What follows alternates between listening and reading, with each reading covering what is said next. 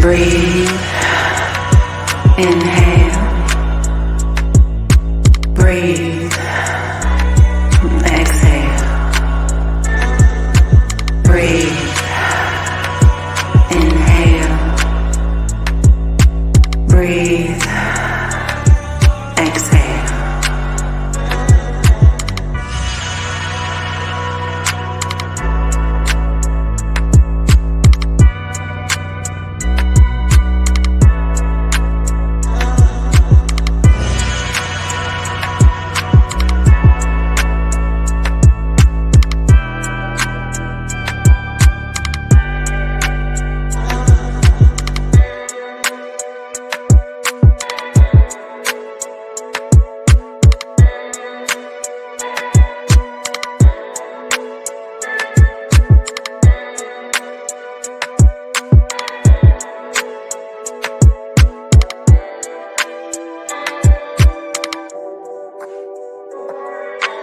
Breathe.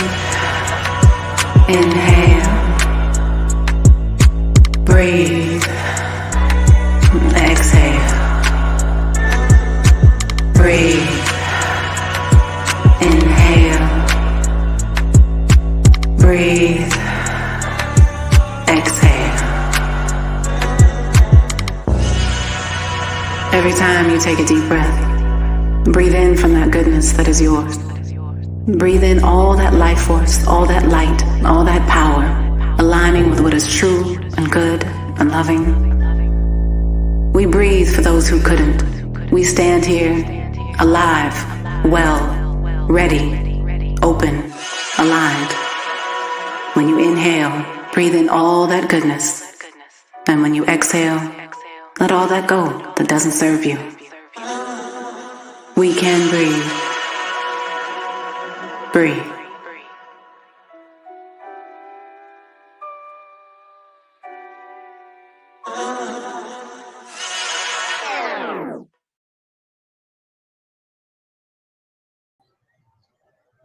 Welcome to Art for the Movement, Conversations for Change. Installment number 3. We back at y'all, forward in the movement, y'all. Like, what's next? You know what I mean? We've been at this, since, what was our, what? First one September? was in October. October? Mm-hmm. Man, feels like last year. But all I'm saying is this. We're about to get into this deep conversation. Hope y'all are ready. And I don't know. I just kind of want to just jump into it. I know. You know what I mean? So we just wanted to give y'all a little heads up. So our name is Mizan and Sisway. We are the co-creators of Spirit Works, and we are proud partners of the Black Cultural Zone. And the Black Cultural Zone has been supporting the efforts of the preservation of the art that was created in response to the murders of George Floyd and Breonna Taylor in the summer of 2020. 2020 has been a very interesting year for very many people, and so we know that lots of things are changing, and we know that the conversations around transformation are so timely right now. That there's this time that we are harnessing right now to really be able to bring us back to what it really means to be human beings, what it really means to be well, what it really means to look out for each other, what it really means to speak our truth, what it really means to use our culture and have it be at the forefront of everything we do. And so we're excited about this conversation. We're excited to be part of this process. And we're glad that you all have joined us. Thank you for tuning in. Again, my name is Mizan. This is my husband and partner, Sisway. Yes. And give thanks for that. You know, like I said, it just feels like I saw so much family like in the backstage. I was just like, you know, I almost forgot about that piece. But yes, we have to remember that this is transformation time, especially as we wrap up this year. And we have a lot of feelings that we've been feeling. And the question is, what do we want to do with those feelings? Yeah. How are we channeling this energy? How are we transforming the world within ourselves and transforming the world around us, ultimately transforming our world? So, you know, with no further ado, you know what I mean? I think it's about that time. So those folks who have joined us on YouTube, if you have questions for this amazing panel that we have about to bring to you, you can put those in the chat and we will answer them during this segment. Again, this is going to be recorded, and you can come back and check it out later. You can share it with your friends, post it wherever you like, and we'll keep it moving. And before we do that process, in all things, we're just going to take a moment, a mindful moment right now, to really honor this power of this present. So wherever you might be, if you've tuned in and you're eating dinner, if you might be driving, if you might be, hugging your children or coming in from work, wherever you might be at this moment, just take a moment and take 3 powerful deep breaths in. Inhaling fully, exhaling as completely as you can. One more time, nice, deep, full breath in from the bottom of your toes to the crown of your head. Use your exhale, just letting out all of the air that you no longer need, that has done its job inside of your body. One more time, deep breath in, breathing in all that is good right now, all that you are thankful for. And as we keep breathing, we recognize that we breathe for those who couldn't. So many of us have come into that space of recognizing that there's a reason why we're here. And so we're just honored that each of you have taken the time to be with us this afternoon, this evening, and really remembering that there's power in our breath. We breathe in life, we breathe in love, we breathe in power. And as we exhale, we can let that just settle into our bodies, into our bones, into our blood, into our DNA. And the power in our breath that we have, that there's a reason that we're here. So let's use our power of our breath, our thoughts, our minds, our conversations, because we're excited. So we're giving thanks. Well, I think we're ready, y'all. Y'all ready for this conversation? Ashe. So we have the privilege and honor to start this conversation, to really honor the work that's been done. One quick shout out that we would love to make.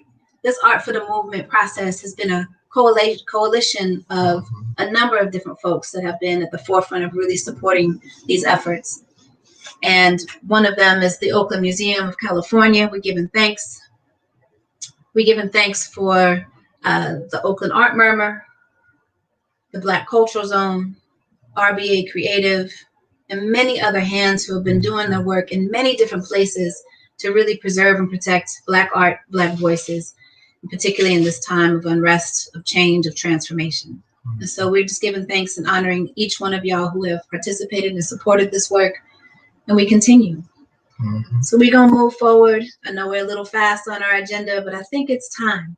There is such a beautiful panel that we have here that we really want to give them the opportunity to shine their light. So in just a minute, we're going to pull in all of our folks who are going to join us. And y'all be able to see one by one the beautiful, amazing, magical, talented, dedicated, creative folks that we have pulled together for this panel. We are very excited to see them. So we can share our screen, because this is what we are, the Art for the Movement. Conversations for Change. This is the third of our third installment. And so one thing that we do just want to share too is, we introduce ourselves as well, but part of what Spirit Works does is we work to support intergenerational wellness and racial healing. And we do that through bringing people together by creating experiences that transform lives. We do events, we do workshops, professional development, and all kinds of beautiful pieces.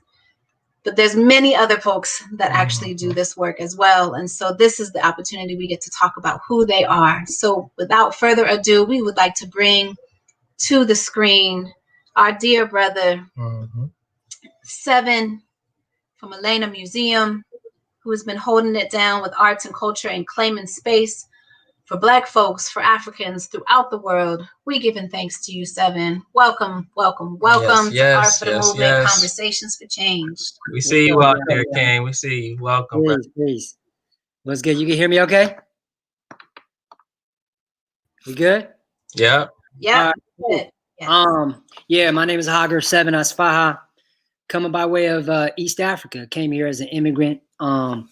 Many Africans across all the various countries were displaced.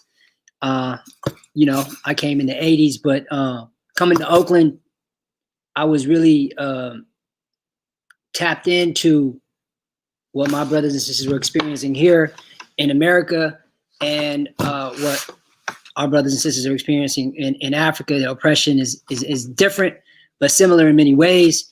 So I got to experience the Black revolutionary culture that is woven into what Oakland is. You know what I'm saying? So grew up in the 90s conscious era, some would call it. You know, so really, yo, peace. So from that, I really got to connect to my purpose and calling through this journey of living here. And from that, I started a nonprofit which centers around preserving Black culture and giving space for the Black diaspora to come and congregate and create culture or create content from their cultural identity. And that's in the middle of the displacement that Black Oakland is dealing with, that I think is really rampant or very dire, right? When you compare it to other cities. So in the middle of that, in 2017, I dealt with my own displacement of a space that I activated. And in 2019, we were officially evicted. And since then, it's been a process of figuring out what cultural placekeeping looks like from a public art activation standpoint. So the pictures you see there are reflections of that. And, you know, and also how we can look at ownership and what the future of Black Oakland looks like, so that we have a healthy presence in the city. So how we participated in the protests that occurred after the tragic death of George Floyd was a organic like connection that happened between a bunch of community leaders, Travis of Afrocentric Festival, India of Afro Vegan, Samhar, who runs a community org called Legit. And we thought it would be a powerful message to bring community together on Juneteenth, which celebrates the liberation of all of the Africans that were officially enslaved in America, when all of them got, you know, were aware that they were liberated, right? So we came together and put together a protest that was celebratory, but also resistance oriented. We put together about 9 installations. So the artists that were represented there were Akili Simba, Arnold Randall, Shreya 360, Tara, James Shield, myself, and it was beautiful. So that was our kind of, you know, presence in the streets and way of actively connecting this moment in history with what happened here in that protest, or in this incident. What else am I supposed to cover here? Myself, I'm a conceptual artist, so I come up with concepts and try to find a dope team of people to bring that to life. And it's always been around a Pan-Africanist kind of platform. And this image you see here is a public art activation in East Oakland. We're part of the Black Cultural Zone. So we thought to put out a a wall in the streets that would engage community to participate and share what they have. And some will take, some will give. So it's called the Town Love Community Giving Wall. You can find that on 73rd and MacArthur. And so these are the kind of ways that we try to participate and engage in the community as to connect art and activism. So Atlanta Museum. Yeah. In the street. Nah, give thanks, man, and big ups again. Just we right around the corner from that activation, the 73rd activation, and it's just, I remember when you was building that, bro. It was just mind blowing, and I know big ups to the brothers in Chicago or the community in Chicago that was also, you know, inspiration behind it. And but yeah, man, great work. Give thanks, Evan. We're gonna build more. Yeah, we honor you, brother. Give thanks. And next, we'd like to bring Natalia. You are a Pro Arts Gallery right down there in the middle of downtown Oakland, and have definitely been holding it down in terms of, you know, some of the frontline work that art and culture has been using to really spread the words of resistance against state-sponsored terrorism. Tell us a little bit about your magic. Okay. Well, thank you so much. I'm just so happy to be here and surrounded by actually so many people that I've worked with actually throughout this uprising and the pandemic, you know, to actually to claim space and to sustain ourselves and to resist the new normal, as we say. So I'm Natalia, and I'm the director of Pro Arts Gallery and Commons. Actually, Pro Arts began in 1974 as Alameda County Neighborhood Arts Program. And since then, it has become a cultural hub for downtown Oakland. In particular, the last 13 years, we have been situated at 150 Franco Gower Plaza and renting our space from the city.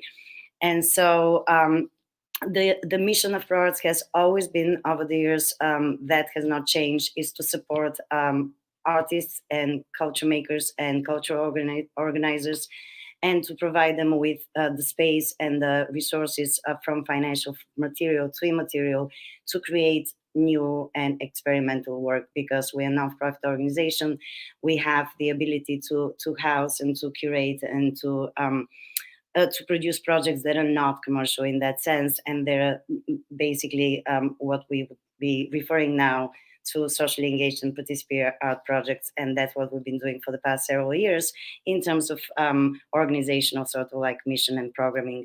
However, we actually in 2019, in January, prior to the crisis today, already have began questioning the role of the art institution and the role of the artist in a capitalist economy. And we began actually communizing, or by that I mean, we began thinking about opening Pro Arts in a very radical way to other autonomous either artists or organizations or projects that question the idea of the role of the artist, and even further situate the artist as a catalyst for community empowerment, and again, by that I also mean empowering the artists themselves to be financially stable, to be healthy, to be able to really be part of the community. In other words, rewiring the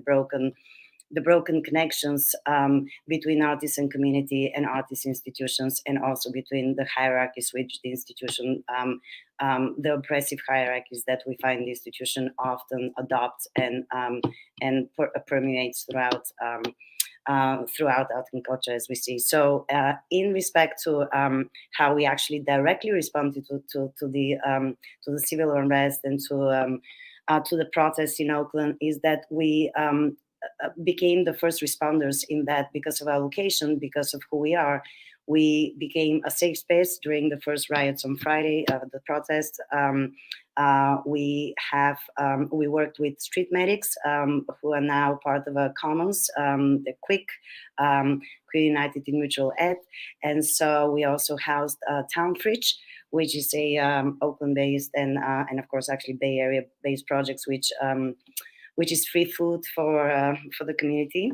And so we also, at that very moment, we also continued supporting artists and cultural workers financially, which is very important to us, and continued hosting actually unhoused community collective, making work at ProArts, and also other artists got paid to continue producing work while everything was falling apart around that. And in particular, also to the murals and claiming space, we actually came up with a new program called Performing ProArts Commons, which became also now incubator.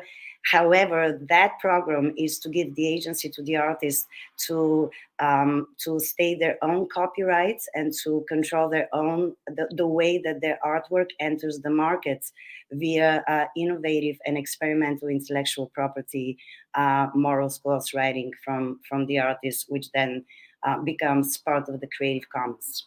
So that is that is what I can say for the time I'm allotted. But we also did launch our new website, proartscommons.org, and all of these good things are there. And I urge everybody to check us out again, because we've changed a lot since the recent uprising. Thank you, Natalia. We really appreciate that. And there's definitely some beautiful gems that you dropped in there that we're definitely going to follow up in our conversations to come. This is exciting. That financial stability. Yeah, I heard that a couple of times. I'm giving thanks for that. Brothers and sisters. So giving thanks for that. All these artists out here grinding. Yeah, there's a lot. There's a lot. So we're going to continue this magical conversation. We'd like to bring next to the stage, you will see the magic of Brother Kaya Fortune, art educator who's been holding it down for many, many years within Oakland, really just sharing and inspiring young people to use their craft and tool to really transform. Brother Kaya, welcome to the stage. Hello, everyone. Peace and blessings. And I just want to say it's a beautiful thing to be with all these positive people making things happen. And so I just want to say ashe and give thanks for the panel and the people present. So one of the things that we did that I've been doing, my name is Kaya Fortune. I've been in the city of Oakland for the last 35 years or so. My first thing is that I've taught public school in Oakland. I've been an art teacher for the last, I don't know, almost 30 years. And so, and also I work with the MoCA, which is the Children's Museum of Art. So I've been there for like almost 27 years at that space. And so my whole thing is to just give power and voices to the young people in the community through teaching art and the creative aspect, so they can actually find themselves in a way of finding something that they can trust inside themselves, and then build on that as being a part of a community and giving back to the community. So I've been around here long enough to see all my students become teachers, become principals, become artists, and become musicians. So I've actually seen the fruit of all the community's labor, and we just have to continue to do that. Instead of working, we work in this circle. Some people say we don't see anything changing, you know what I mean? Well, it's a circle that we create, and each time we come together in this forum, in this way, we expand that circle. So each time we are talking, having a conversation about change and movement, we are expanding that circle. So I want to say that this conversation here is expanding that circle. Another thing, as working with Children's Museum of Art in Oakland, we've been open 27 years. I've been there, and our whole thing about responding to George Floyd was that my director, Nina, at the Children's Museum of Art, she wanted to do something in respect to the sisters, women who've been killed by the police. And so what we did was we came up with a series of women that we wanted to represent: Breonna Taylor, Nina Wilson, and several other sisters. And we created this mural around women. So Say her name was one of the things that we wanted to say. You need to say her name. We need to recognize these sisters and brothers and everybody who have been brutally killed by the police department. And so we did this mural it's on the corner of, what is it? I think on the corner of 11th and Broadway. So right next to the old Wells Fargo building. So we wanted to make sure that in that presence, and I did this in collaboration with 2 other people I want to give props to. I did it with Miranda Bergman and also Tammy also. So it was a collaboration of 3 people on that mural. And it was just a beautiful thing to have the power of the other artists that I was working with to see something that we saw something in common, and we came together in that mural and made it happen. You know what I mean? So we ignited something. And so I say to everybody here on the panel, the number one thing for us to do is to keep igniting, keep creating those fires. We must continue to create those fires, right? And as long as we keep up those fires, then things will happen and move and change in our community. We just can't stop that. We must create that fire. Yeah. Thank you. More fire. More fire. More Indeed. fire. That's right. Fire burn. Fire, fire. Yes, sir. Yes, sir. Give thanks, Kaya. We appreciate you, brother. And I'm actually glad you was able to join because we missed you on that first round. So I'm glad I was able to swing back around and have you participate in the Conversations for Change. And who we got up next, sis? We have the honor to bring the magical, fabulous healer extraordinaire, builder, creator, farmer, gardener, magic woman to this space. One who I am also a Black Cultural Zone partner with. So just giving thanks for all of your light that you shine on the world. Welcome, welcome, welcome, Binta. Welcome. Give thanks, sis. Welcome. Thank you. Can you guys hear me? Yes, we can. You're doing good. Thank you. This is an honor to be here. Just hearing everyone's work, all the way from Seven to Natalia to Kaya. It's like this is the power of what we're all bringing. And what's been incredible, I think that for me, the theme has been throughout all of the acknowledgement of Black Lives Matter and just kind of the resurgence of really voices, artist voices in Oakland, Black and Indigenous voices in Oakland, has been about looking at how we can rehearse this as a prototype for the shift that we need to see. And that's been one of my biggest inspirations. In East Oakland, as part of my art practice, I started to kind of shift to think about how can I be really functional? In this case, bringing, boxes full of greens for East Oakland youth, and really making sure the families that were that are in East Oakland had access to healthy food, and also working with the Black Cultural Zone, really making sure that, this incredible farmers market that the Black Cultural Zone has put on with all of the partners, how can we as artists, makers, healers show up with tangible food and libations, tea, herbs, like how can we show up? And so for me as an artist, my background is in both sculpture, landscape, and architecture. This is a space that I've been working on the last few years in downtown Oakland that will become a Black-led Commons on Broadway. And that renovation was going on as the pandemic hit. So just outside the scaffolding of that project, I started to really think about benches, about ways that I could show embrace of Black life and Black presence. And really, as we were making the murals downtown, part of it also was giving people a little place to rest, have some refreshment, and to imagine what a day would look like when we have a place to rest, a place to be refreshed, a place to celebrate, a place to dance. This is from an earlier project where I was actually working with kids in East Oakland, just getting to know different vegetables. And we brought that back to the farmers market, and the kids are going to be working on this now with the parents. So in my art practice, leading up to all of this moment, I think the tools I've been learning is how to deeply listen, how to learn how to listen better to the community. And I think as an artist, sometimes all of us as artists, we're tuning in to different frequency than everyone else. It's almost like we have a couple different channels we can tune into, almost like we have soundtracks available.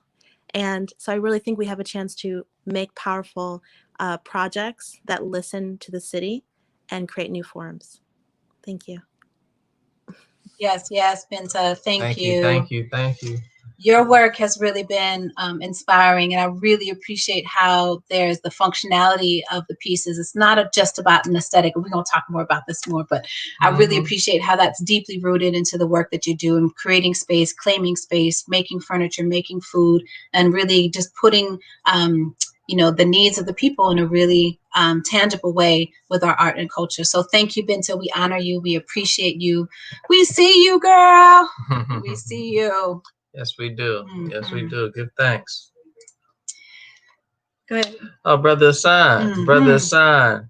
Yes, man. It's just funny how the universe brings people together and plants people in your living room and such, to be that, from times past and truly a Sankofa, as I think about kind of how we met and kind of the partners and different collaborators that we know. So definitely excited to just open up space for you to share more of your work, brother, and just let them know what's going on with the lot, what's going on with, during the times of the uprising, and just really how have you transformed space in Oakland, brother. Thank you so much for having me. And yeah, I mean, this is like, for me, family and community is about the most important thing that I would like to uphold along with art and culture. And I got a couple of my peoples with me right now, Timothy B. And the other part of the endeavors, Marisol, who's here and basically sharing this moment with me, and wanted to basically give you an update as to what Endeavors is up to. And if you didn't know what Endeavors was, it was basically an effort that was started in the wake of George Floyd's death. Our first project was the Black Lives Matter mural on 15th Street, which this gentleman happened to be a part of, which was the third in the country, which was a piece that was done by the community as opposed to by the government. And it was a beautiful gathering of the city or the town to hopefully spread some light and shed some light on the social injustice that we deal with all the time. At this moment now, though, we are moving towards our actually most exciting adventure, which is the lot at Tribune Tower. During COVID, with in the wake of social injustice and the quarantine and the government and all this, the riots that were happening, I was able to kind of acquire a space at the Tribune Tower's parking lot. I kind of approached the owner of the building and told him, as a iconic building here in Oakland, you're my neighbor for 7 years. We're dealing with all this trauma. Where do you stand as a developer, as a businessman in Oakland? Are you community or are you silence is violence? And he basically said, what do you want? Because I was checking him, but I ended up getting, I asked for the parking lot for community space. I asked for the mural on the wall. I got Rachel Wolf on that wall. The all Black Lives Matter flag was flown at the top mast of the building. And Kiss My Black Arts had a installation piece in the front window. And now, even my intern, Jasmine from East Oakland, was a photographer, who's a photographer, is now been hired as a property manager. So is on a career path with the Tribune company, which is great. But I'm really excited to share the video that we have coming up next, which is going to really highlight the community's resource that we're trying to create for Oakland. But in a world where we are basically not being given many resources or any help from the government or the city, I feel that this effort has brought the community together to show that there's a way to manage our situation and navigate through this COVID craziness, but also to do it safely, which is the key component into us getting out of this Black Mirror episode that we happen to be in. But go ahead and roll that video, and then we'll speak about that a little bit more. Thank you.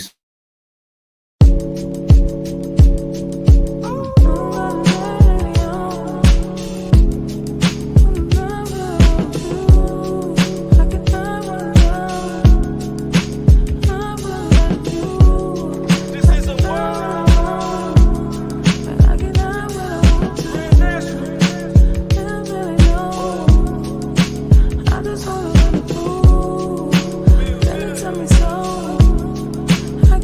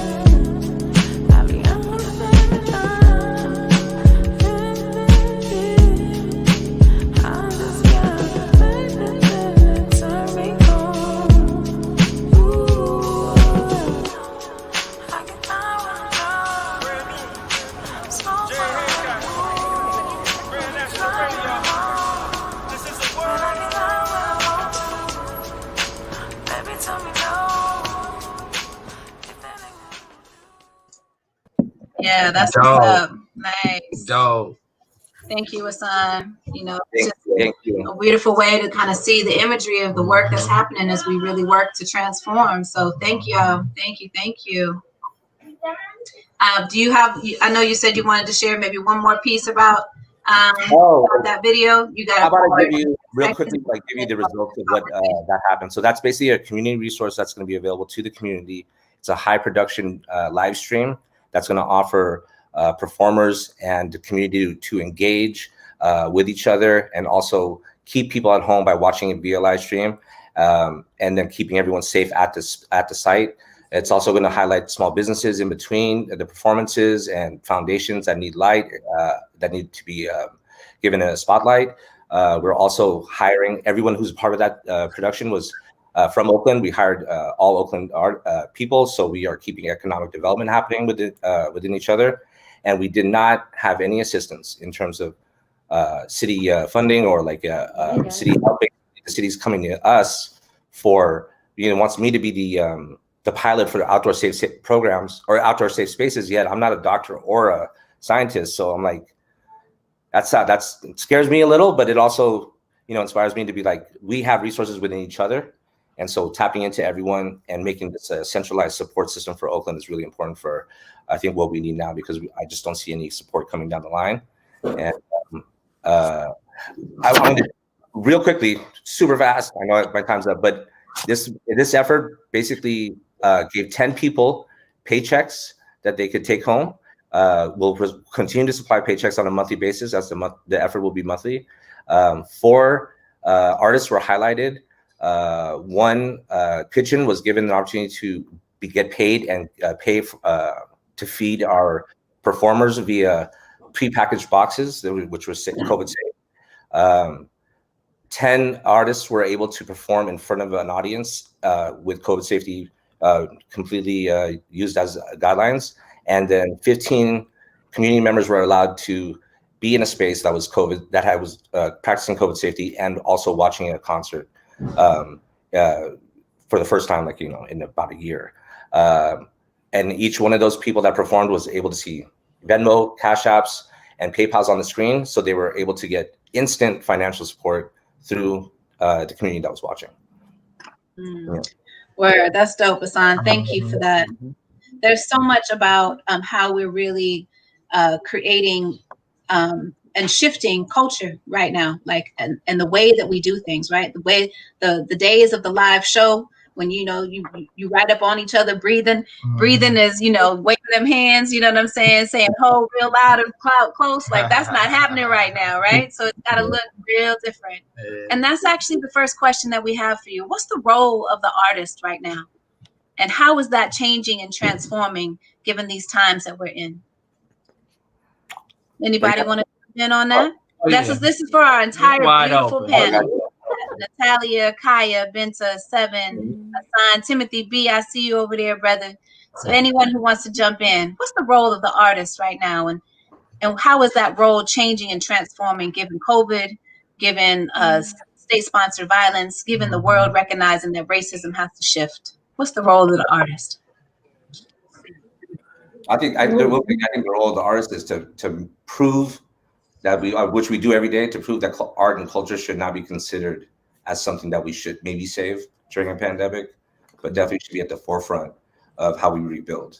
And that's why it's so important that these artists are out there doing what they're doing, because it just proves every day that 500 billion going to corporate companies instead of small businesses and culture and art and culture is obviously not the right way to do it. I also want to add that I think the role of the artist is now very clear, especially during the pandemic with all the sheltering in, and also with the fact that we lost the very basic idea of art as well, which is about relations. It's relational, right? So I think the role of the artist today is very different in that it has become the mediator between very difficult issues, right? And sometimes issues that cannot be embodied in any other way that might be otherwise considered transgressive, or they might You know, artists can get away with so much more, even when they protest, even when they politically get engaged, right? But I think that also today we have experienced this amazing wave of really considering the artist as essential part of not only the business and the economic structure of a city, but also in terms of uplifting the community and empowering the community and empowering each other and creating new ways of connecting. And community care is a big, I think, another sort of like the expanded field of art has become sort of like this. The artist has become a social worker, it has become a protester, it has become like so many other things, so much more. But again, it's re-engaging the artist and recentering the artist back within the very fabric of the community and within the very fabric of what we consider strong and healthy and sustainable and powerful scene. And I think that's what excites me about Oakland, that I see artists did embody that during the unrest and during the pandemic and never stopped to be the force that changes the world and transforms the world. Yes. Yeah, I see you feeling it too. That was from the spirit. Yeah, That was yeah. good. I felt it. I guess meeting's over or what?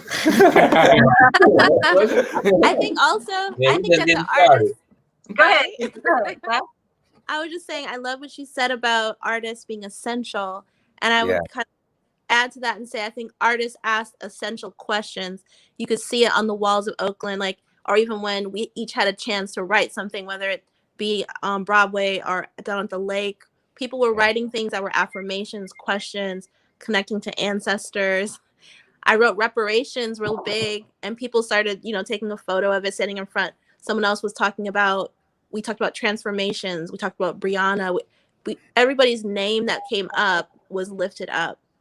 And all of these concepts, instead of them being like stuck in an article, or they were actually in the street and people were embodying it. I think as artists, we can ask questions. We are essential.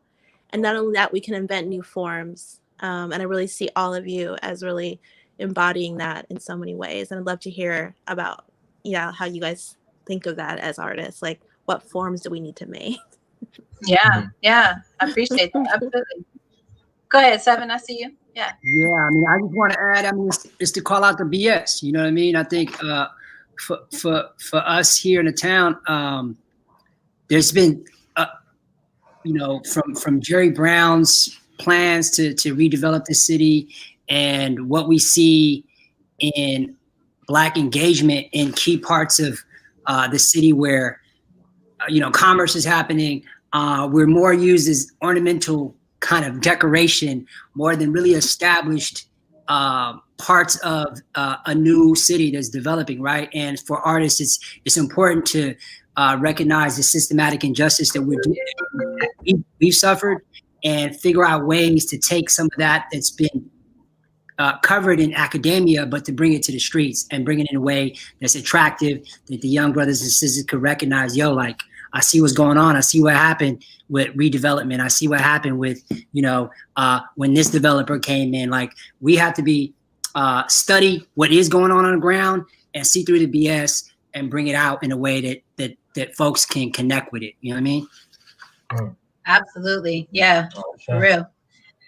Move beyond the ornamental. Yeah. I like that. I mean, that's want to build. So many times we think about, people relegate art as an aesthetic, right? As opposed to being the way that we engage, the way we live our lives. So I think that, really centering, art and culture into the way that we are transforming, the way we're thinking about things, the way we're healing, the way we're building resilience, the way we question, the way we, step forward, the way we wake up in the morning. You know what I'm saying? Like, what are we waking up to, right? What do we see when we first wake up and open up our doors, right? And so all of that visual landscape that we, either we're controlling it and adding to it or we're not. and it's being controlled and added to for us. Like you said in your introduction, you know, this is definitely, you know, a Black Mirror episode. You know what I'm saying? Like there's some things that are not quite right, and you know, the matrix is real. And so we got to decide like what role we're going to play and whether or not we're going to unplug and what that means for us and how we shift and transform. So thank y'all. Timothy B, I see you leaning forward. Does that mean you want to jump on into this? Oh, I'm engaged, you know, I'm listening. All right. I'm into popcorn. I see Kaya over there. Say again. No, it's all blessed. I'm saying I see Kaya. I think he might want to chime in too. So. Yeah. I've been in the town a long time. I was in the town when we had Black people in power, but those Black people didn't see the power of the artists and the creative aspects of it. It was more of a opportunist. I'll use that word nicely. It was the whole idea of being an opportunist. It wasn't the idea that you can really create an institution in the city of Oakland. So one day when you pass away, you can have your name on the ground, on the floor somewhere, right? So I have to say that we sometimes are not conscious because we're still lending ourselves to letting the higher powers or the institutions control our vision. Yeah. And that's why you don't have institutions that should already be here. Exactly. Yeah. Right? Yeah. You got a statue of Lionel Wilson down at the BART station, but that's about it. So, you know, I mean, that's what we got, right? So I think really in this way, what everybody's saying is really empowering yourselves. You got to go some of them those meetings. I hate some of those meetings, you know, developer meetings. But we got to go and stand up in some of those places and be in those places where things are happening. And I think that's what's happening. You got to show up in one respect or another. And I think that in essence, the artist herself is fear, because they don't want to have people come in and thinking and be independent thinkers. They don't want that. They're trying to marginalize that as much as they possibly can. I protested when I was about 14 years old, and I'm from LA. I'm from Compton originally. We protested the LACMA Museum, LA County Museum, lack of involvement of Latino and African American artists. I was 14 years old. I'm 65 now. I'm still having the same protests. Right. But it's okay, because I'm aware of what the protest is about, and I'm aware about where's my place in all of that. Is my place in education? Is my place? So you have to find your place and stay in that place. You know what I mean? We all can't be stars. You know what I mean? Because now they got us on the star culture trip. So we all can't be stars. We have to put the work in and continue to make that work. And I say, as long as we put that work in, the work is done. Yes. The work is done as long as we put the work in. And the work is continuous. Yes. It's only generational. It is a continuous thing. Because some of the brothers and sisters on this panel I know, and I've been knowing for a long time. So it's beautiful to see them on this panel. And I've been walking past that mural in the Tribune building when I get off of work every Friday. The sister and the brothers over there, I go check them out, see where they moving at. They don't say too much, just looking. But that whole inspiration for me as an elder is so important. You know what I mean? Yeah. See that motion and movement and putting that work down and putting yourself forward. And we put pressure on the developers and people who come in this town. If you're going to come in this town, you have a responsibility. Yes, right? absolutely. That's if you come in this town, you got to respond. That's anybody walking on the street. Your responsibility is, what are you here for? You know what I mean? If you're a culture vulture, then let it be known, right? Yeah. And if you're here to claim the city, then you have a responsibility to help and support the city, and particularly the artists in the city of Oakland. Absolutely. Yeah, thank you for that. I think that you mentioned one piece that I wanted to pull back on is in terms of this element around the generations and the multiple generations that are coming together to really use our art and culture to shift and transform and claim space and do that work. What do y'all think about that? What's the need for intergenerational approaches to our art and culture to shifting this narrative and really claiming space? What do y'all think about that?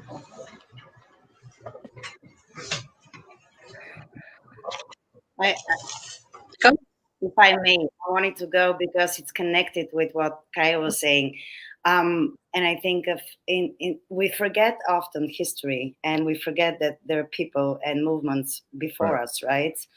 And I think that's where I was going to mention. Kaya reminded me that there's many. I think that the role of the artist is the most important role of the artist right now, I believe, is for the artists to empower themselves, right? And to understand that they have incredible power, right? And again, we've been doing that with ProArts, with this intellectual property, again, giving the agency for the artist to on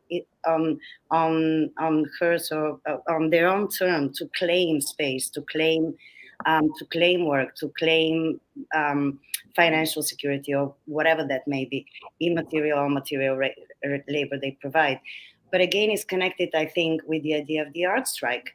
So the art strike was actually something that I wanted to mention that, again, in the 80s, the art strike started in England, but really it was very closely related to the Bay Area. And there was an art strike in the 80s coming from the Bay Area that became kind of like a national movement, you know. But what it meant is that all artists and institutions said, for the next 1 year, we'll create no art will be done, right? We reject the system, the oppressive hierarchies in the system, and we will create no art. And I think this is again to looking back and listening to the stories of the elders, or having the capacity to understand history and return to those movements, because we all, like, you know, we're always going to be in this situation in which we have to think about new variations, new movements, new ways to resist the power, right? So I do think that there's a major connection between the way we look at the contemporary moments in terms of what we have experienced in the past, what tools we can take from the past, how we can look at the art strike today, for example. Yeah, maybe we don't stop the economy, but by having this kind of movements as the art strike, we reinforce our agency within this economy and the power we have to halt the economy and how important that is. And again, that I think that part is also in connection with the intergenerational, is that we must be able, again, even today, we have a project which is it's about basically capturing the moment through the idea of archiving, right? So all that we do as artists and as cultural organizers is really capturing the present moment so we can archive it for the future generations. So again, you know, this is very important relationships between the young and the old, shall we say, and somewhere in the middle, that we need to, this is the open communication, this is our history and culture that we need to uphold for us so we can empower ourselves to move forward and to keep going. Because I don't think we're going to stop ever. I don't think, you know, there's always going to be a power that we need to transgress. And that's, I think, the nature of humanity. Yeah. Nice. Thank you, Natalia. Thank you. Go ahead. Jump in, Seven. Yeah, just I guess a quick share on that. I think there's been a big disconnect, I guess, between the younger generations and the present content makers of, speaking from the African diaspora, as far as the movement goes. You know, I don't know if it's because there's been a shift towards the tech or the engage. For me, for example, I mean, I was inspired and sparked in my consciousness by reading the autobiography of Malcolm X, right? So that energy of giving that experience to the younger generation, maybe the platforms and the outlets are not the same. They're not reading, right? So how are we engaging and reaching out to the younger generation that they can connect to the movement and they can find their way and lane to represent for causes that of upliftment of our peoples? I think it's interesting, and COVID doesn't make it any easier because you don't see these kids in the streets anymore, you know? So finding a challenge right now and need to really work on what that looks like to really bring in brothers and sisters in finding their voice to interpret through the arts and through the various mediums that we have to do that.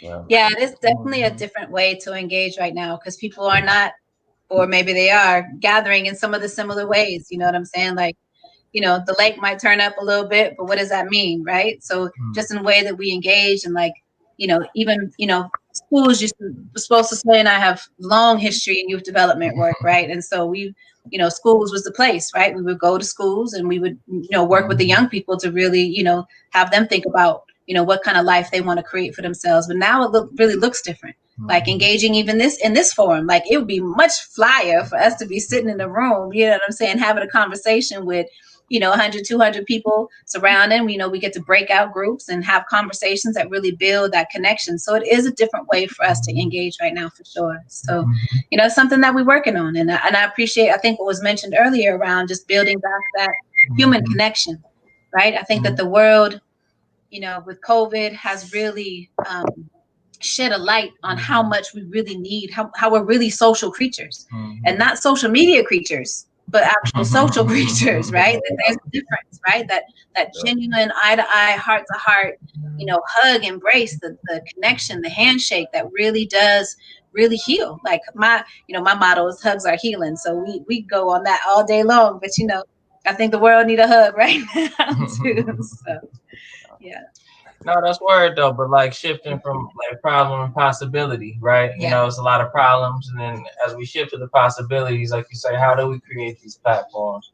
You know, going back to the lot, for example. You know what I'm saying? That's one way. But how are we, you know, combating, you know, gentrification is still happening. I keep hearing things about the developers coming in. How are we at these tables? So what creative ways, like, you know, even like you were talking about the Juneteenth piece, right? And just kind of just being out there. Like, what other ways are we really just claiming space in 2020 and beyond? You know what I mean? Like, what does that look like as far as space claiming, whether it be, you know, personal space, emotional space?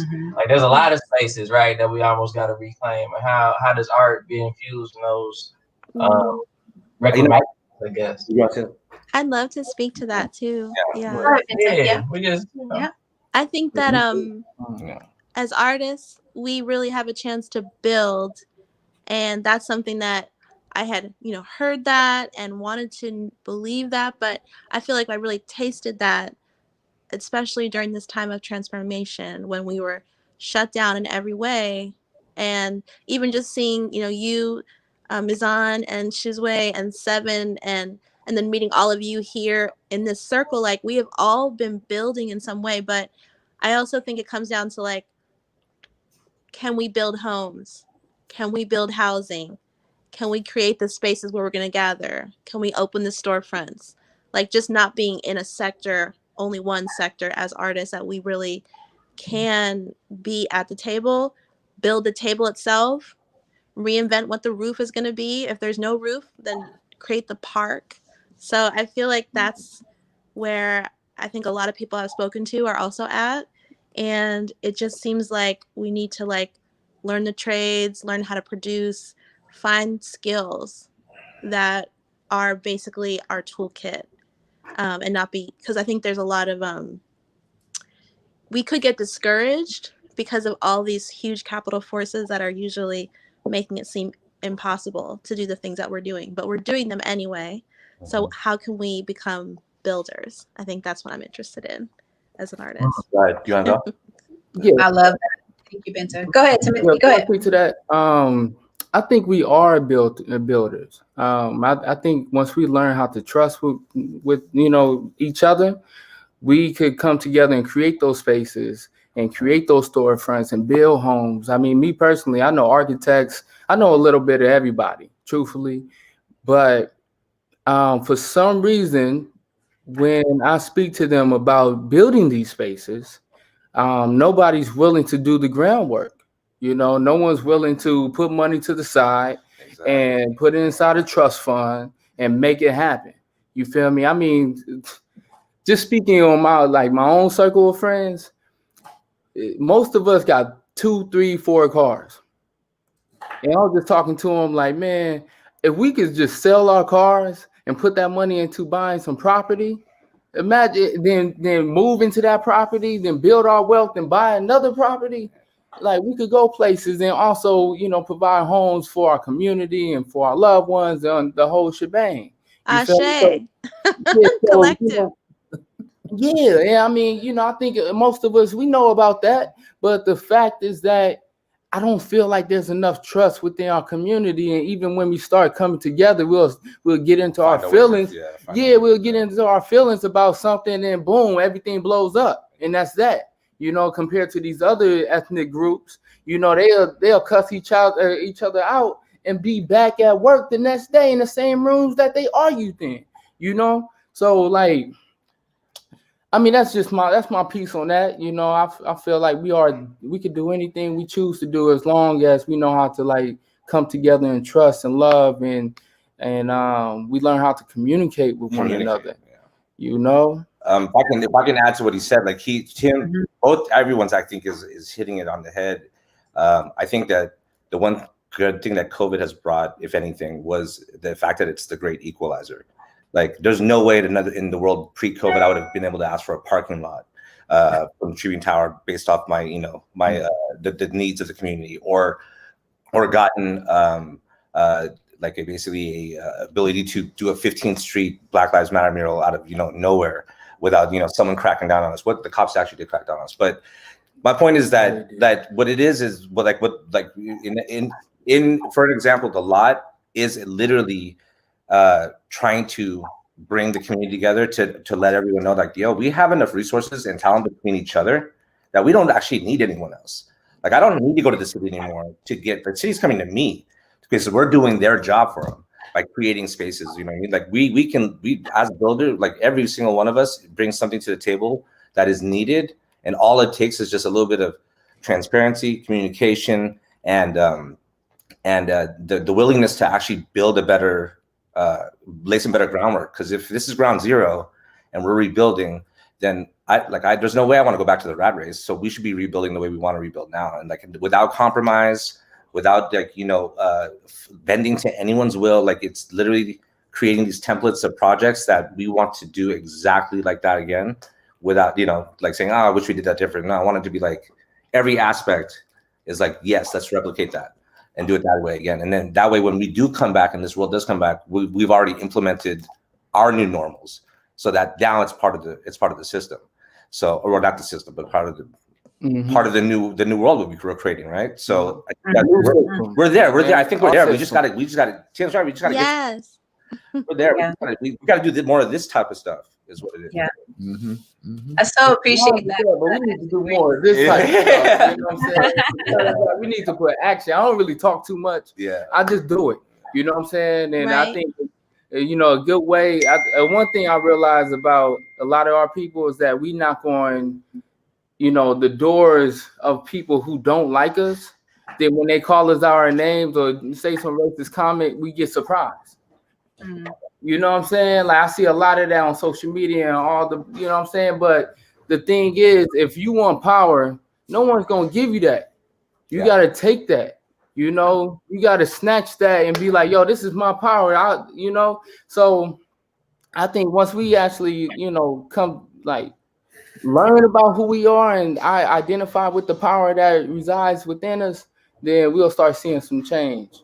Yes, I love that you said that, because that's what I was going to jump in and share earlier was, I think a lot of this time people are thinking about how do we change and how do we transform, and especially thinking about there's all kinds of conversations around defunding the police and shifting institutions in really important, meaningful ways. And so what we understand, and one of the things I want to offer to this process is that this transformation that we're in and this process that we do, it happens on 3 different levels is what we like to think about it. The first layer is on the internal level. Like, what are we really thinking and feeling about ourselves? Like, when we wake up in the morning, when we look in the mirror, what do we feel about who we are? What do we believe about who we are? And what are we capable of? We've talked about finding our voice. We've talked about, really standing in our truth, right? And really being able to find our power, right? And that is in who we are, right? And the second layer is on our interpersonal, right? Like, what are the relationships that we then get to create? Are they relationships based upon just transactions about what can you do for me and what can I do for you, or what are you going to pay me for to do this process? Or they are about really transforming and becoming part of our highest self as human beings, right? And so we really got to think about that process around what kind of relationships do we want to create in this world? How do we want to engage with each other that really is, like I said, building our highest self, a beautiful expression of our humanity. Mm-hmm. And then the third part is around the transformation of institutions. And so that's, we're talking about how are we going to create, funding streams, and whether or not, what even does that look like? Are we replicating, a failing system of capitalism, or are we going to create something new that, that replicates really what human needs are, you know what I'm saying? So or are we going to, just defund police, but then create another system and structure that's still, based upon racist policies and protection of property instead of people? And so there's all these conversations that we can have. So when we're thinking about that, what is the role of artists? Our thought is that the role of artists is really to interrupt the layers at all of those levels, at our internal levels, at our interpersonal levels, and at our institutional levels. And so as we move through this process and as we continue this conversation, I really just wanted to share that piece, because I think each one of you has really brought up this amazing elements of that. And so as we tie those together, as we look at the transformation, as we see what we want to create, that those are the layers that if we think about them, because oftentimes when we're talking about, what does a revolution look like? It's smashing the state. Cool. Then what? Then what we will build after them, right? We smash the state, then what is the question? And so it's the then what that helps us dig a little bit deeper into who we are, a little bit deeper into the relationships that we hold, and a little bit deeper, like you say, even into the generations and the legacies of people who have been creating and transforming systems in a long time. So we're really thankful for this, y'all. This conversation is going down, y'all. Appreciate y'all. For sure. Yeah. I think we lost Seven, but I think he's coming back. In just a minute, we're going to share a video with y'all.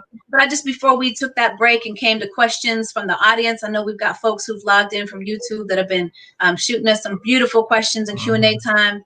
I just wanted to see if anybody had any little thoughts on that paradigm, that thought process, that model around institutional, interpersonal, or internal change.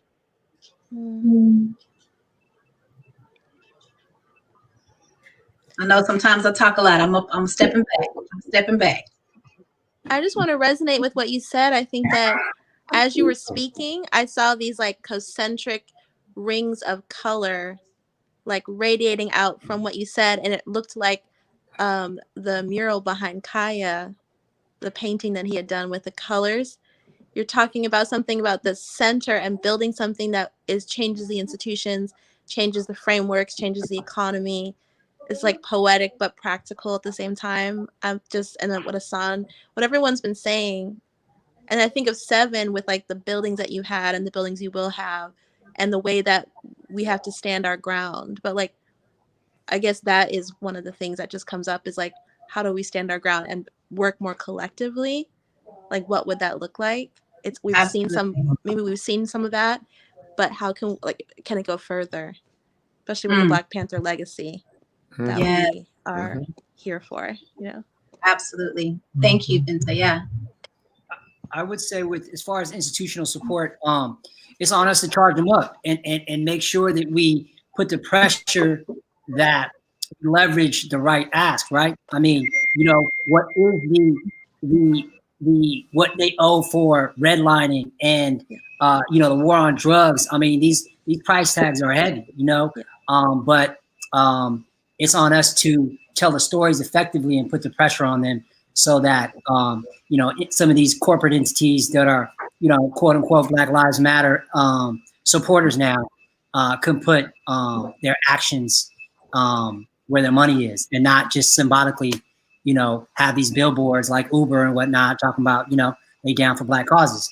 It's got to really translate, right? So it's on the activists, it's on the community to show them, hey, look, we see through the BS, and meanwhile, Black people are exiting Oakland left and right, every day. We move into areas where there are more Black people, and we feel we can buy a house, we can, raise a family, and We don't have the pressures of being of living in an economy that now is toxic, is puts you under the gun. You know what I'm saying? So that's on us to really bring those facts out, so that the city and foundations and corporate entities just don't wave the Black Lives Matter flag and get a pass.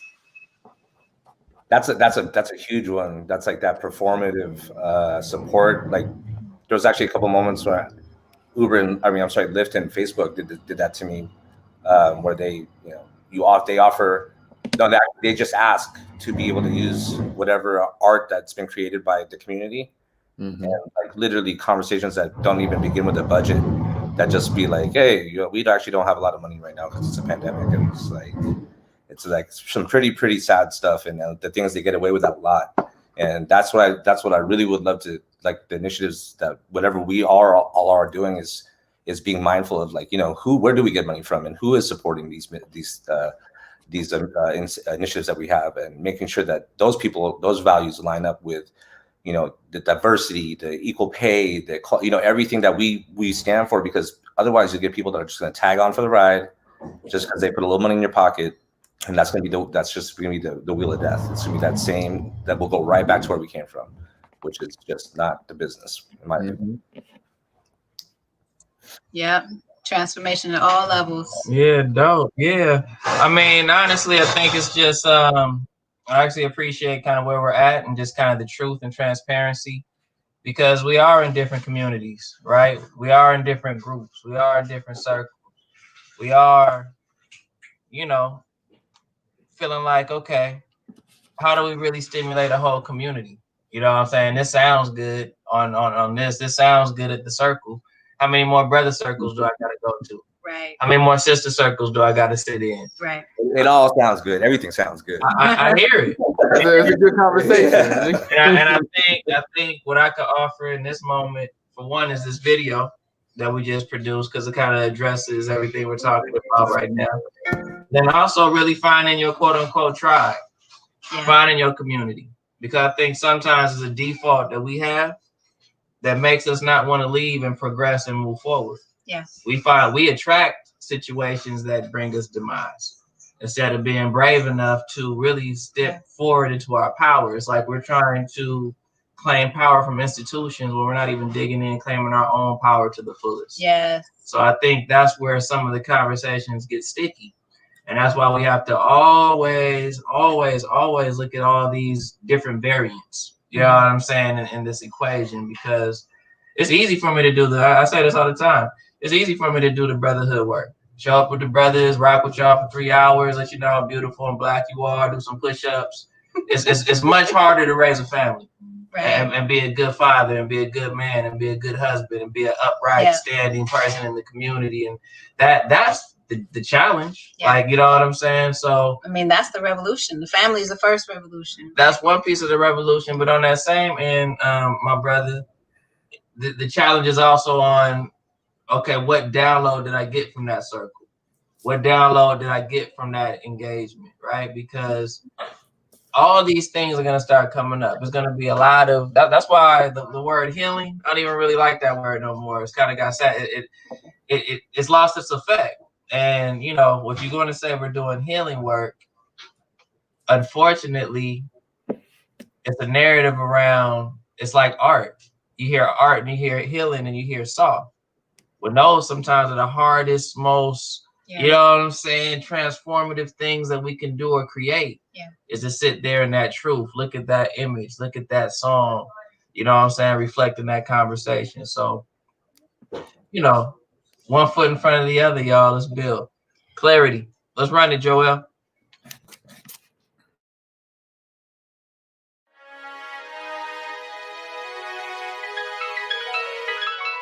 It's like the vapors, Nothing can save you. What you waiting on? Gonna be waiting long for a savior. Whether it's stacking paper or changing behaviors, a decision must be made. Tap in with creator, vital part of the equation. Don't be mistaken. Start to move exponential as you strengthen relations. And remember, nothing's overnight. Be patient. Give thanks and praises. Move with grace and keep them hands clean. Ain't talking COVID-19 shit. I'm talking energetics. Your kinetics should connect with your message. Set that intention, then dig in. That's when the work begins. In the end, it's all worth it, my friend. Completion, always better than perfection, my friend. Cause in the end, you gon' see you a sin. You see it different? I'm open, come and talk to me then. Revolutions in the air. Babylon looking scared. Yo, where we go from here? 2020, everybody getting clear. Revolutions in the air. Babylon looking scared. Yo, where we go from here? 2020, everybody getting clear.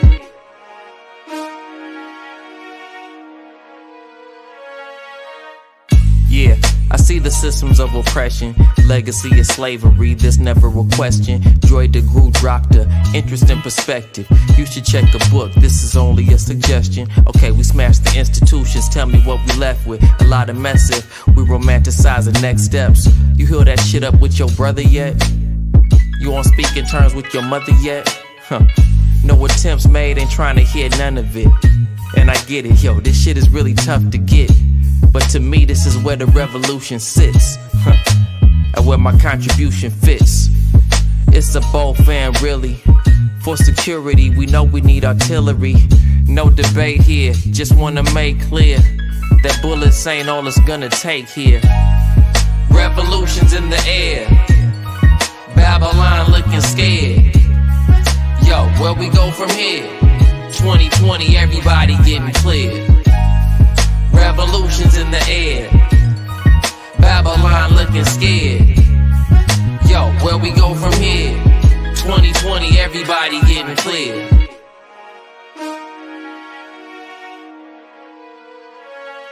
Yo, Black Lives Matter, but does the black family? I'm at capacity with this shit, that's why I'm asking. Everybody got opinions that they keep blasting. The Kamala in the mix, they tryna pull a fast one.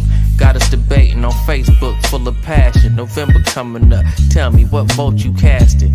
These vultures still out here, culture snatching. Our people's always move with so much compassion. So I'm understanding all these reactions. We're in these times right now where we can see some action. In FAC on Stone Mountain, fully strapped and organized, reminiscent of some Black Panthers. Open eyes, sent some pride through the internet. I was impressed with the discipline and diligence. Reminds me of the teachers I was building with, and how they saw this day coming from the giddy up. Revolutions in the air. Babylon looking scared. Yo, where we go from here? 2020, everybody getting clear. Revolutions in the air. Babylon looking scared. Yo, where we go from here? 2020, everybody getting clear.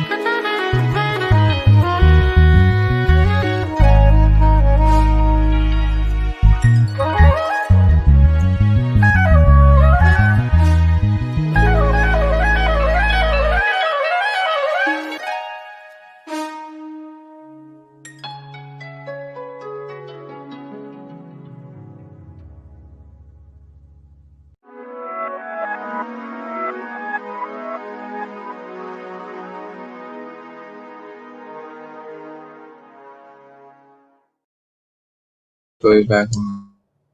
All right, y'all. Give thanks for that. It's a little love we wanted to share with y'all.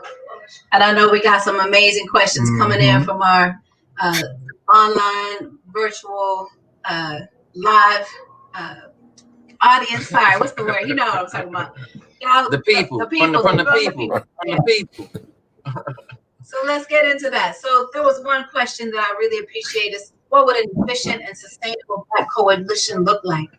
And as a kind of a segue to that conversation too, what does it look like to engage with other folks and allies in that process? So what does a sustainable Black coalition look like? I know that the Black Cultural Zone is already doing our magic. So one of y'all want to speak on that or anything else beyond that?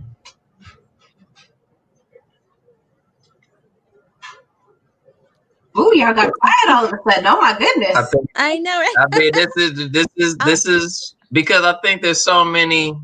I think there's a knee-jerk reaction. There's a knee-jerk statement that we could say. At least me. When I hear that, I got a list of probably 5 things that are gonna sound real good. They're gonna sound great. You know what I'm saying? But I want to keep it authentic because I got my brother Tim. He something resonated inside of me, and I know, because I'm not gonna speak the fluff because I know what it is. Like I say, that knee jerk of 5 things is why I got quiet for me, because it's like, what are we really trying to build here? I think it's go ahead, brother. Are you talking about working with like potential allies or people that are trying to support the movement? Is that what you're saying? No, I'm thinking just what does it look like to sustain a healthy coalition of, like you say, of artists? You know what I'm saying? I think this was specifically sustain a Black coalition. And also, how do we engage with community and really develop this? Basically, what they're saying is, how do we build something like Tulsa? How do we really start small and really build Tulsa out? Because I'm feeling the question, because we have to deal with these layers. I'm gonna shout out Black Cultural Zone in that example, right? Because we're talking about an area that didn't get hit yet with gentrification on a heavy level, and a coalition of a number of different orgs have been able to form under the leadership of CJ and a number of elders. So that intergenerational work is happening. That mix of artists and real estate experts is happening. And that's an area that is the majority of Oakland. And frankly, the white folks ain't took it over yet. I'm just be blunt. You know what I mean? So when we're on the ground working in different ways to try to create these hubs, to stimulate East Oakland in a way that organically is more inclusive and comes organically from the people. So that model, and it's happening in different ways in different cities, but that's a powerful existing model. Those are facts. Randolph Bell with Black Cultural Zone does a lot too. Like I recognize him, and then East Oakland, I think is considered right now the last stand for Oakland in terms of protecting the people that are from there. I think, so it's like, them leading the charge on that and like showing that there are ways to do it. It just also, I mean, it's just, if someone's doing it, like they still need resources, and I think that all of us are resources that we can help tap into them and like show them other ways that we have found out. But I think sharing these ideas with each other is a big one, because a lot of people tend to hold it all tight and protected because they don't know. Like when you have a city that's been oppressed for so long, or even just a country that's been oppressed for so long, a lot of people, you ask them what kind of help they need. Like you go to a small business and ask like a barbershop around here, like, hey, if I had some money, what do you need? The response you probably get is going to be like a chair or a garbage can or something, to put on the wall, instead of like, marketing, advertising, some infrastructure so that they can grow their business beyond the block. And that's the thing that we need. Like, I would love for people to have more bravery in the things that they ask for. Even the artists in the money that they deserve, as opposed to like, that's what I want to change, is better opportunities that allow for us to actually be, that art's worth some money. That artist is worth more than that. Because I know that there's another person down the block of a different color that's getting a couple, like 10 more racks off their painting. I'm just like, there's no way, like, like that's why whenever I approach artists, I'm always like, hey, so how much do you want? I don't like I'll go get that. I'm gonna go try to get that, instead of me saying, hey, so they got like 3,000, and I know every time I ask an artist that, they're gonna give me a low number because they don't know any better. They should be the value is being taken away from people when they're like just under the rule of someone else, right? So like knowing everyone's value and knowing what resources are available to them is huge, and that I feel like we are the only resources that we have for each other now. So we got to share that with each other, because like, looking to the city or the government, I mean, I just don't see like a lot of hope. Yeah. You know what, Hassan, you're bringing up a good point around just self-worth and self-worth, to be we need to, I want to echo that, because it's taken a while to get to a space where I feel comfortable asking for what I'm asking for now. Yeah. It took work. You know what I'm saying? It's like, damn, am I robbing the community? Am I this? Am I that? It's just so much, you know, gunk and residue I had to get to just to get to a space where, like, you know, I could stand tall in that number. Yeah. You see what I'm saying? So what you're speaking to is important. I think a lot of the artists, and I think a lot of folks doing this work do get taken advantage of on those numbers. Because you might have like a tech that's how we world that are just normal, right? Normal numbers that are being thrown around. So, like everyone would see that we will all benefit if we all work together. It's not just me who's going to benefit or you. Like literally, we can create something where it's going to like all of us will eat. But we have to like Tim said, is just trust each other and trust like, you know, the fact that we can actually get it done, because man, the resources and the talent just in Oakland alone is crazy. That's why we're always the undertone of like, you know, the trends in the country, is because there's just so much in the backyard. There's so much crazy talent out here. It's crazy. Yeah, for real. I mean, I think that's actually leads us to our next question, because it's really about, you know, what does it look like for artists to really directly engage in our development of our neighborhoods? You know, the Black Culture Zone is definitely part of, you know, crucial to that part in East Oakland, but it happens in many other places, right? And so everybody's kind of claiming space in their own way. And I know, and just knowing that, you know, Oakland, you know, I mean, correct me if I'm wrong, but I feel Oakland's like an international city. It is, got a lot of different groups and tribes and you know, represented here. And you know, I know a question over here is like, you know, what about the Native American presidents? How I got my brother Tommy Wong in Chinatown. We got some collaborations popping. We got the indigenous market. We just had the indigenous market at the parking lot, the swap meet with the indigenous market 2 weeks ago. So they're gonna make some. We have some space for them. Yeah, definitely. I think also, like as a member of the Black Cultural Zone, I think it's kind of like with the song, like Clarity. It's like there's a formation that basically we looked at looking at East Oakland activations and people who are holding space, and it really became like a constellation of all the different people, and then not just East Oakland, but people who are in West Oakland, people who are downtown, but with a focus on how can we radiate towards this Black space. So it really is a way of being a network, and it's almost like Avengers or something, where everyone's like, okay, everybody bring their superpower, right? So like even hearing you and San is like, okay, so he's been bringing some superpowers, right? All of you guys bringing your superpowers together. And so how do we create this circle? How do we create the constellation? And then from there, it's almost like, how can we make this into a model that it will really become like full momentum that people can't stop? I don't think we actually are just getting the formation really refined right now. It's like almost like a circuit or some kind of beautiful, you know, waterfall of some sort, cascade. But we really need our best selves. I feel like that's what I've been learning as an artist in Black Cultural Zone. Also as an artist in Oakland, looking at other creatives, finding a way to shine a light. I love that, Minta. Thank you. We are the Avengers. We're like Voltron. We do come together, you know, bring it all to us. You know? And I think one of the things that I just looked up to was a dear sister friend of mine, who you know, we've been doing some work, and one of the things she said was, we have to move at the speed of trust, right? Not the speed of light, not the speed of sound, but the speed of trust. And that's how you build coalitions. That's how you build and sustain communities. That's how you build and transform yourselves and each other. And so I just wanted to offer that here as we're thinking about how we engage with other folks and how we just build this coalition, how we, you know, neighborhood planning. I mean, we got to trust. We got to move with that speed of trust. So thank you. We got time for one more question. And I really just wanted to bring up our sister Taylor, who's working with the Oakland Museum. She had this question about really how it is that we can think about how we really are centering the conversation about transformation and using our art to really pull out and shine light to those folks who are really monsters, right?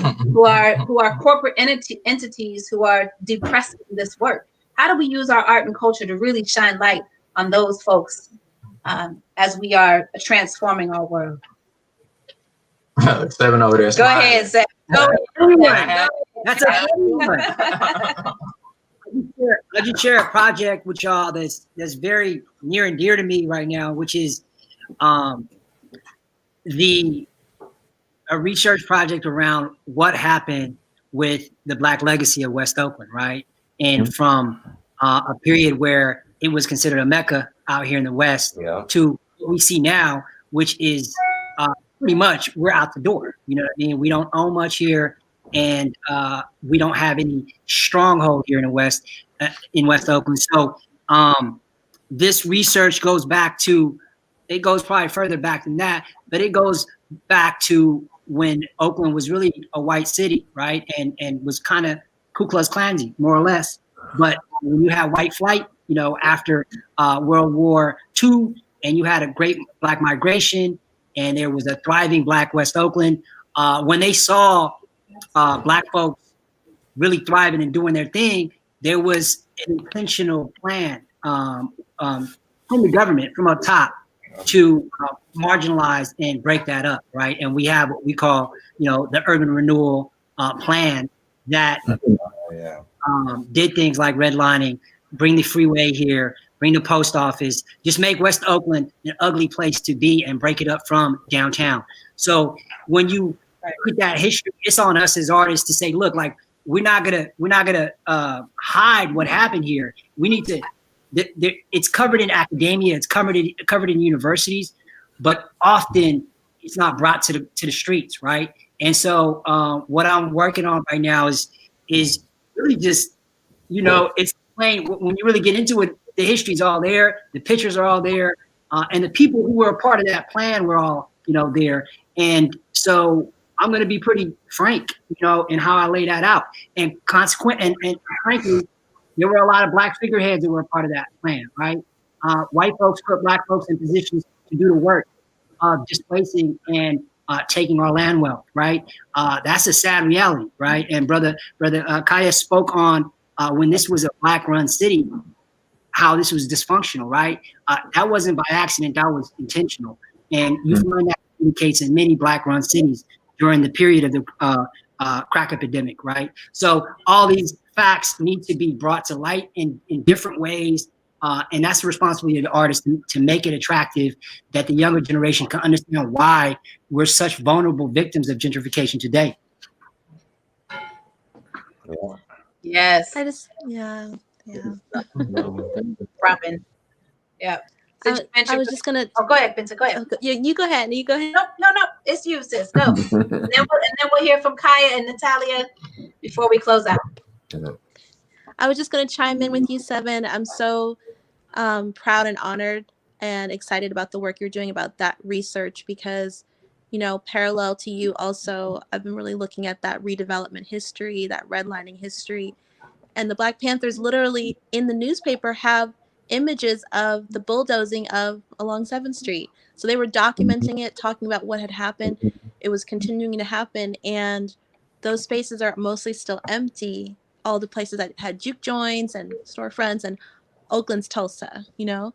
So as an artist, I believe that it's our research, it's our building, and also how can we, we're just gonna be putting up a sign across from the station that's just luminous. But how can we create a shift in the actual urban materials that we're surrounded by and the opportunities? It's something that needs to be addressed. I'm really excited to hear about next steps.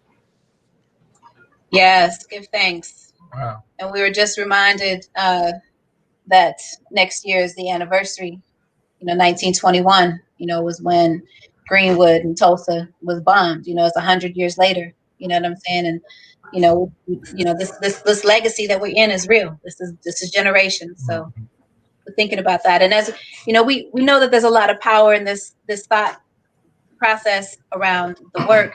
And I definitely want to hear from Kaya and Natalia, Timothy B. and Hassan as we close out.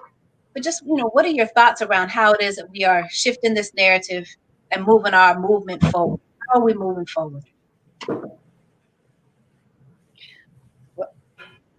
I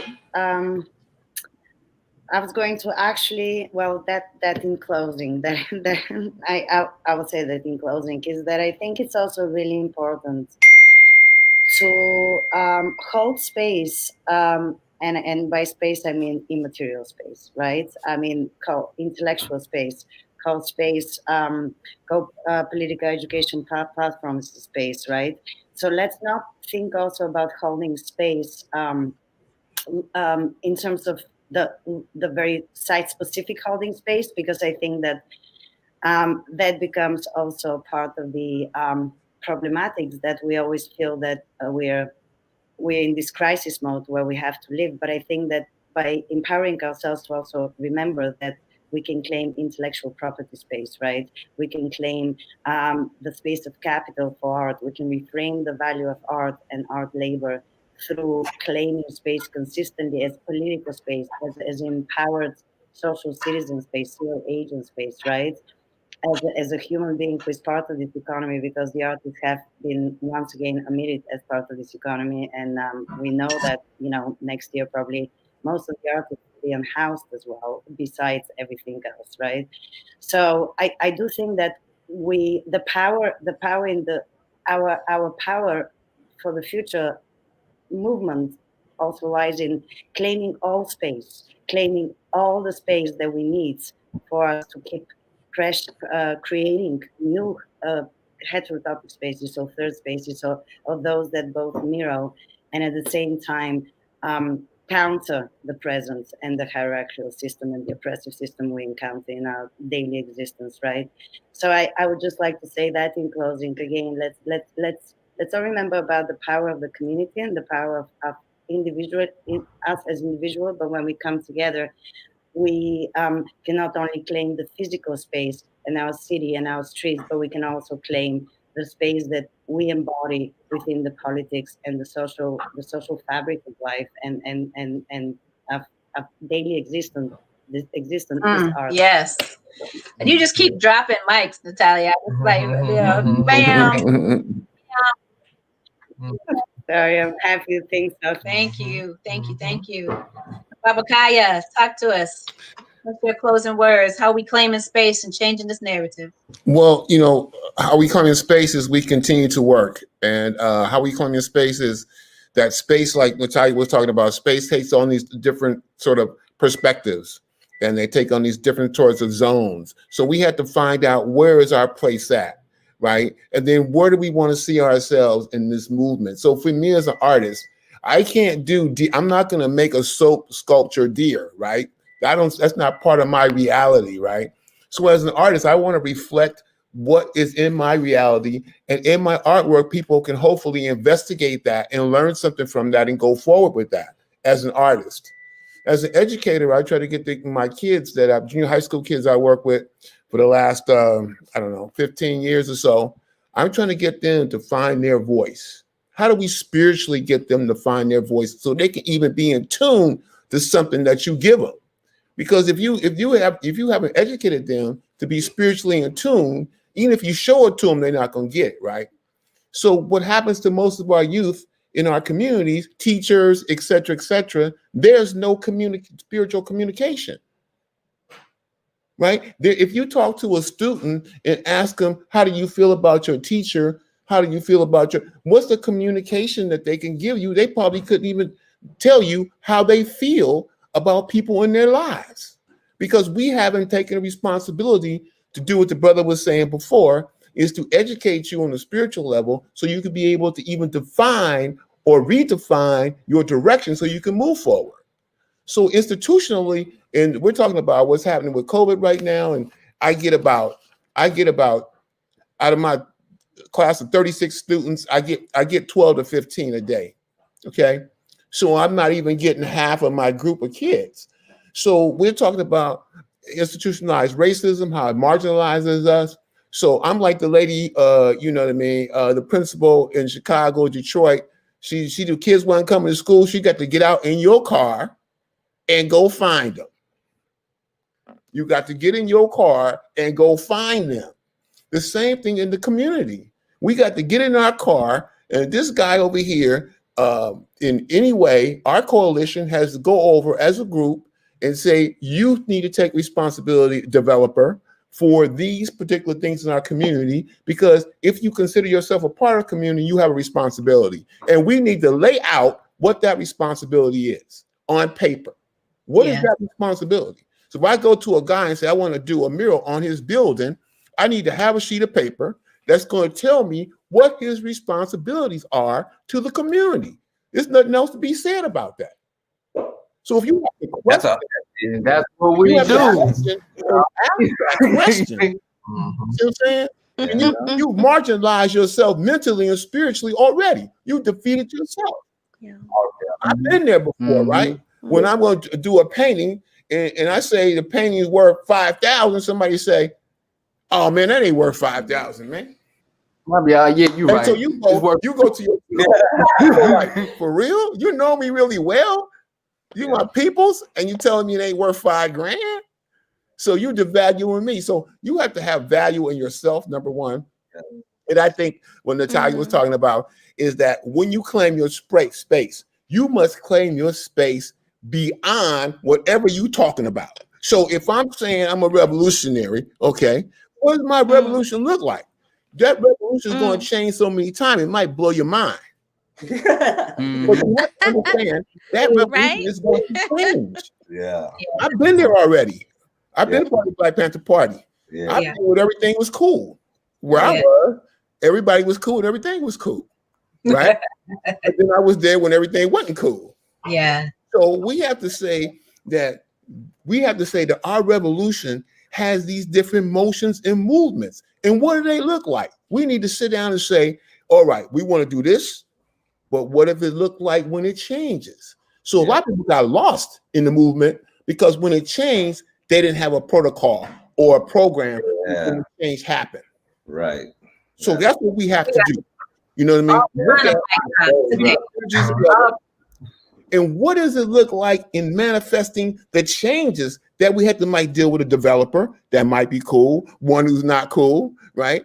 How do we manifest those? We got to get a plan to be able to manifest those. And like the 10-point plan the Black Panther Party had, 10-point plan, same thing. We got to have a plan. What is the plan? So I'm saying, and as long as we have a plan, you know what I mean? I'm cool with that, as long as we have a plan. Because I know that at the end of the day, it's putting the work in. And it's not how big you are, how strong you are. It's how mindful you are of those things and how they change and your place in that, right? And I like to say that we're all international spirits. It's not like Oakland. We all come from somewhere else, another part of the world. So we have to see ourselves as a global entity here in the city of Oakland. And once we see in ourselves a global entity, if I can't get money from you, I got to get money from the Bank of Switzerland, wherever I can get it. That's right. Wherever the sources are. Right now. Directly to the funding. You know what I'm saying? The Bank of Compton. I don't know where we can get it at. Right? Crenshaw. Able to go beyond our space where we are and go beyond that space and try to find resources. Exactly. Right. Yes. Yeah. Thank you, Brother Kyle. Thank you. Thank you very much. Yes. Like I say, this mic drops all over the place. I'm just saying, y'all. Whoop. All right. What y'all got on the final quick words? I just want to echo what Brother Kaya said. I mean, putting egos aside, how can we be of service to the city we love and grew up in? And as Brother Sway mentioned, this city is respected and revered all around the world, particularly for that Black resistance voice that it represents. You know what I'm saying? So, you know, to the drawing board, and we keep putting in that work and putting ourselves in position to put our vision in place. We got a lot of powerful people in the city, so just gonna keep at it. Yeah, absolutely. Yes, thank you, Seven. We Go ahead, will. brother. We will rewrite those rules. Yes, yes, I we think will. also planning for our success is important. Just like Kyle was saying, like, what if we do make those changes? What if these actions that we are taking now does create change? What are we going to do about that? How do we maintain it and sustain it? And really also when you say the whole fact of claiming space, right? We got to, if you're going to claim some space, you got to hold people to the fact that this is your space. And when a developer comes in, you got to make them have the expectations of, okay, now that you're here, what are you bringing to the community? Because it's not just this little block of area that you bought, it's this whole community that you have to serve. So I don't care if the mural's 3 blocks away, you're still paying for that one because you're putting money into the community, not just your block that you bought your land on. So that's why I think that it's important that we know what questions to ask or what we should be expecting from people when we they come into this town or they interact with their community, because we have to hold our own. Yes, yes. I see you, Hassan. Thank you. Yes. Timothy, what you got? I think y'all said it all. I mean, I'm somewhat of a bully in this art world sometimes. I take walls. I've taken some walls and got paid from the developer after taking it already, starting it, putting paint on the wall. And That's great. So, I would just say, continue doing that work, flex your power a little bit, and right now I've been planning this Panther mural right across the street from OPD, 7th and Washington. Everything is being funded by myself and a few other sponsors. The wall is huge, so every cop that passed by is going to see and be reminded of our history. You know what I'm saying? And on top of that, Black folk is going to be reminded of who they are and where they come from. You know what I'm saying? So look out for that. But that's just a reflection of what's going on, and also I guess, controlling the narrative of what's coming forward and reimagining the future while also paying homage to the past, So, yeah, do that work. Well, give thanks, y'all. And like you say, in the spirit of community, I know we probably got, like you say, if we was at the house, the food would have been out. We probably would be at dessert right now. Y'all probably be laid out on the couch, like, you know what I'm saying? But saying that to say, we do got to shut it down. But in the spirit of community, if we could just repeat the mantra, I am because we are. I am because we are. Because we are. Because we are. Yeah, we are because I am. We are We are because because I am. May the circle be unbroken. May the circle be unbroken. Ashe. Ashe. Ashe. Give thanks, y'all. This has been a wonderful conversation, y'all. Thank you. Yeah, Thank you. All right. Yes. You will see, we will share contact information in the video page, so y'all will be able to check that and see that for those who have logged on. Please connect with each other. Keep building. Keep loving. All of it is good, y'all. We are doing it. I appreciate y'all. It is time. Thanks, everyone. All Have a right. wonderful night. Good night, You everyone. too. Take care. Bless. On this journey, ancestors walk with me. Ancestors walk with me. It's almost like a dreamscape. For me, I feel like it was a big, eye-opener. It was a powerful message. I'm still kind of speechless right now. The Sankofa experience is literally a living museum. And it creates an opportunity for folks to kind of look at African history from the continent all the way through to modern day Oakland and see what's happening here. So the living museum literally means it's alive, from actors. We have people embodying the roles of different ancestors along our timeline.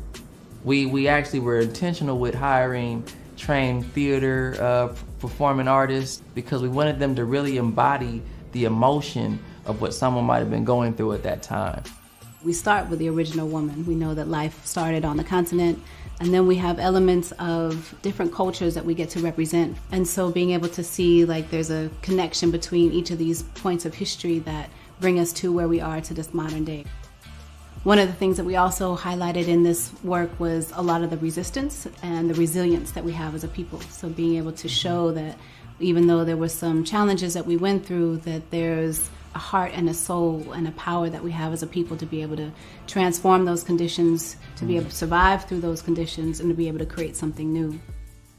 And so what do we experience with? We experience with the way that we sense the world. So the sights, the sounds, the smells, the textures, the emotions, and we have lights, we have smoke machines. Like there's all kinds of ways that we create the energy and the vibration of that time period. And so there's an amazing collective of artists that came together to create these installations. The museum draws you in, you're actually in that time frame. It's an artwork, but it's an artwork that involves your participation. And as human beings, we crave that social interaction. So through this museum, we wanted to create that feeling and that sense of belonging to where it's not a separation between our history and our now or even our future. Yeah. But it's all a conglomerate and it's all energetically pushing us towards our greatness and towards our transformation.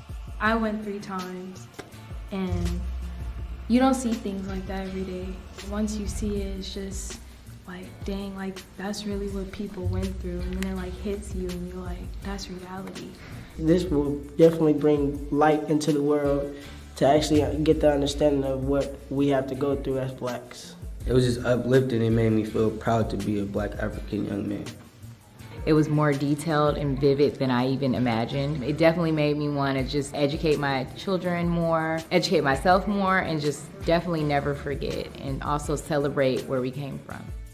The experience was able to tap back to really who they are and who they, where they have come from and what their essence is, for them to really connect to the history that exists within each one of us. We take about an hour to kind of unpack everything they might have seen, ask questions, and just really give people a full opportunity to engage in kind of what they just experienced. The other intentions for the Experience Sankofa project was also to bring about racial healing.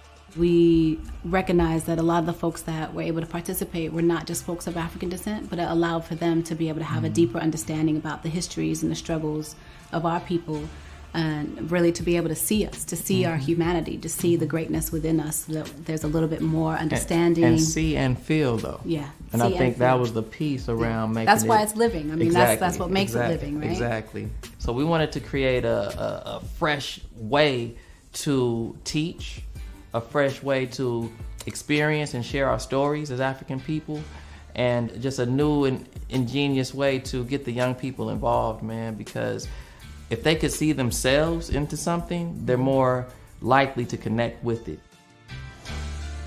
On this journey, ancestors walk with me, talk with me, put me where I ought to be. On this journey, El Haj, Malik, Shabazz, Sankofa, go and fetch what I left in the past.